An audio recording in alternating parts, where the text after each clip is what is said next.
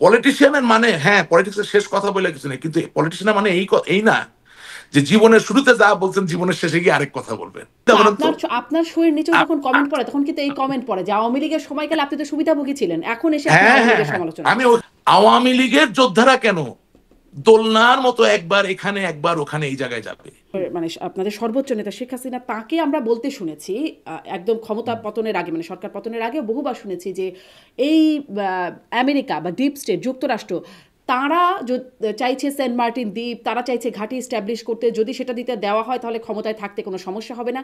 ক্ষমতা যাওয়ার আগে বলেছেন, 5ই আগস্টের পরেও বলেছেন যে যদি এটা দিয়ে দিতাম তাহলে আমার ক্ষমতায় থাকতে কোনো সমস্যা হতো না। কিন্তু এখন এই সাক্ষাৎকারে তিনি বলছেন যে বিশ্বাস করবার মতো কোনো কারণ নাই যেটি আসলে বিদেশি বিদেশি কোনো প্রভাব আছে, বিদেশি শক্তির প্রভাবের কোনো প্রমাণ তিনি দেখেন নাই, বিশ্বাসযোগ্য প্রমাণ তিনি পান নাই।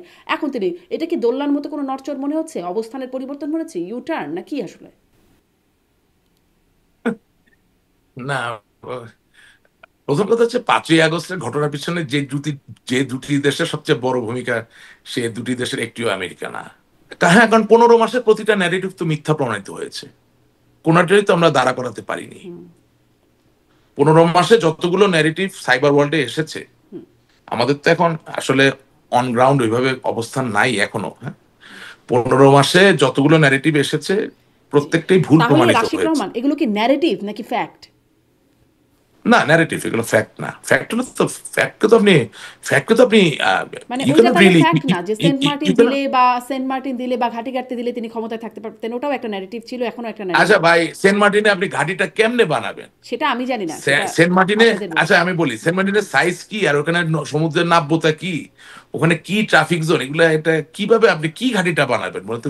একটা ঘাটির থেকে তো কিছু একটা করতে পারতে হবে, তাই না? তা আপনি যখন ইন্টারকন্টিনেন্টাল ব্যালিস্টিক মিসাইল নিয়ে আসবেন এই জায়গায় বসানোর জন্য, আপনার যেই ড্রাফটের জাহাজ আসবে, এটা কি, এটা এই আলাপটা এটা আমরা কেন করতে যাব? মানে এটা করতে যাবেন না, এটা করা হয়ে গেছে ইতোমধ্যে, না, সেখান মানে থেকে। হ্যাঁ, মানে বলছি যে what good is Saint Martin for except eco tourism?